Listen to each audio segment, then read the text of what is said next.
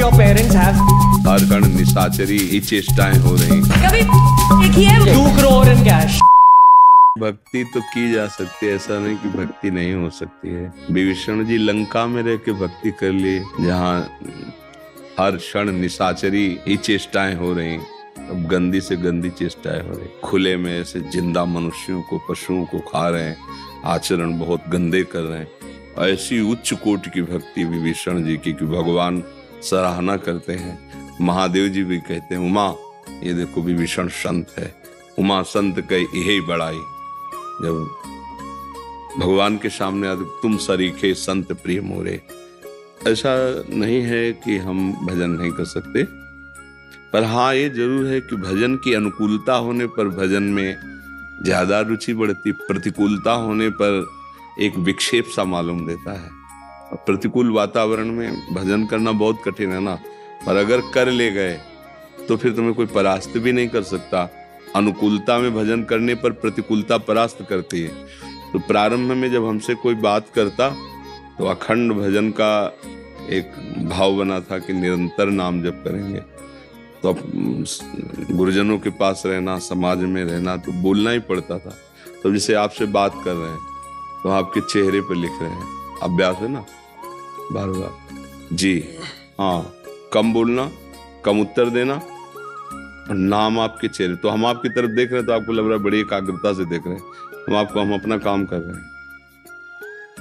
लिखा आपके चेहरे पे नाम है, स्मृति में नाम है, वाणी में हम वार्ता कर रहे हैं, तो हमारा स्मरण चल रहा है।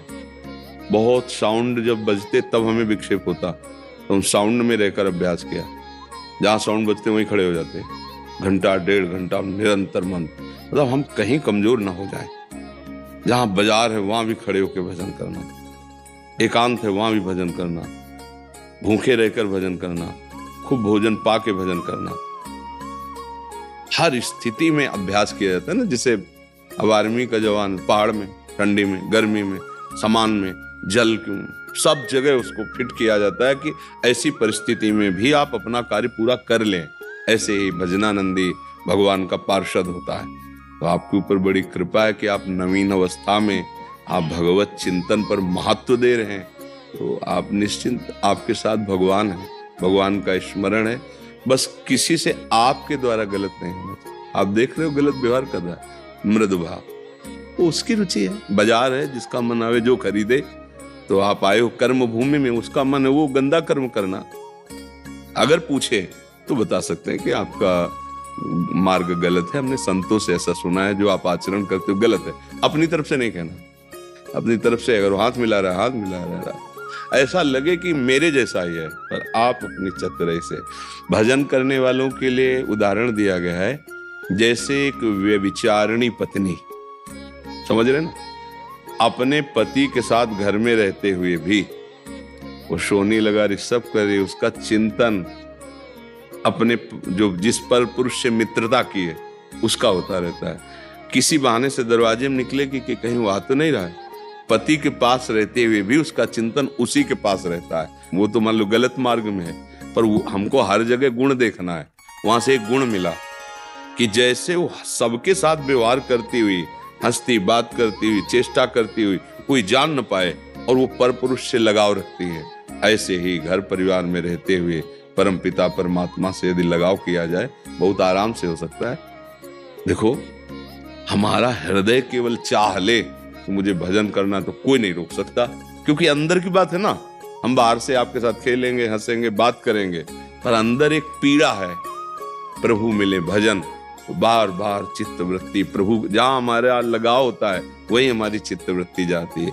जैसे ब्रज की गोपी जन जब जल लेने जाती तो बाहर कुएं का मीठा जल होता था, तो 2-3 मटकी, रस्सी, बाल्टी सब साथ लेके जाती। अब एक मटकी यहाँ है, हाथ में बाल्टी है, रस्सी भी, और ऊपर कई मटकियां हैं, और अपनी सखियों से बात करते हुए जा रही। रसखान गोविंद ने यूं भजिए, जो नागर को चित गागर में। ब्रजवासिनी गोपियों का चित्त कहाँ है? अगर वो जरा सा बैलेंस बिगड़ा तो मटकी भी फूट जाएगी, पानी में गिर जाएगा। रसखान गोविंद ने यूं भजिए, जो नागरिक को चित गागर में। कोई जान न पाए कि आप भजन करने वाले, अच्छे आचरण वाले, आप एक भगवत भक्त है। नहीं, सबके साथ ऐसे दिखाई दे रहा है एक नॉर्मल आदमी, वो अंदर से अगर दिखावा करोगे भक्ति का तो बाधा हो जाएगी, अगर अंदर तो फिर कोई बाधा नहीं। अंदर से कौन जान, प्यार को कोई जान पाता है क्या? बाहरी नाटक को प्यार के जानता है, हम तुम्हारे बिना जी नहीं सकते, ऐसा वैसा तो दिखाई देता है, हाँ भाई प्यार करता है, लेकिन वो अंदर की बात है। प्रीतम नेत्रों की भाषा समझते हैं, प्यार में नेत्रों की भाषा होती, वाणी का ज्यादा प्रयोग नहीं होता।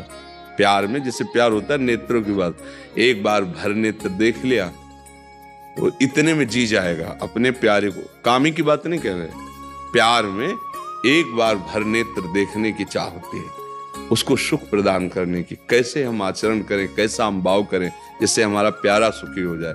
हमारे प्यारे हैं प्रभु, तो हमको बड़े ध्यान, और हमारे नेत्र जहां भी जाएं अपने प्रभु को, क्योंकि सब मंदिर उसी के हैं, ये सब मंदिर है, सब में बसा हुआ भगवान है। बढ़िया। अब वो खेल कैसा कर रहे हैं उनकी मर्जी है, मुझे खेल कैसा करना ये उनका आदेश है। भक्त ऐसे चलता है।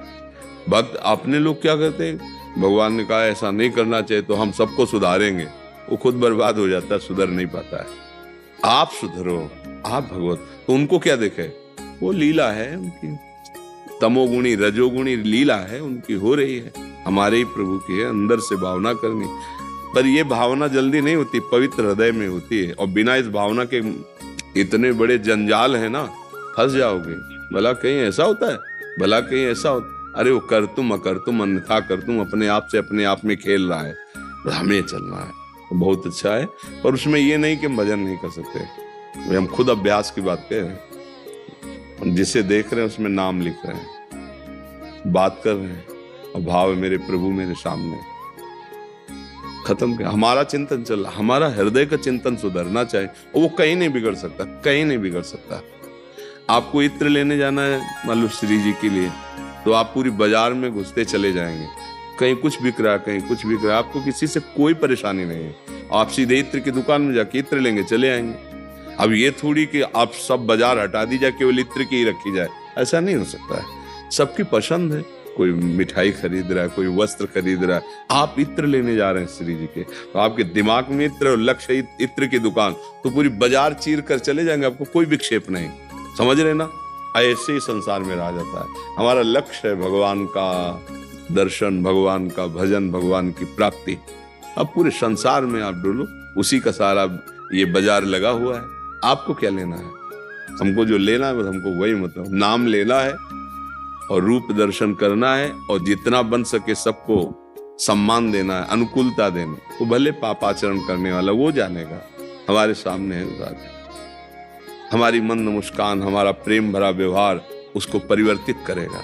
हमें चेष्टा नहीं करनी उसके साथ दुष्टता की, क्योंकि एक दुष्टता का आचरण कर रहा है, एक उसको दुष्ट कह रहा है, और एक खड़ा होकर दुष्टता को देख रहा है। तीनों समय बर्बाद कर रहे हैं, तीनों एक ही रंग में रंग रहे हैं। समझ रहे ना?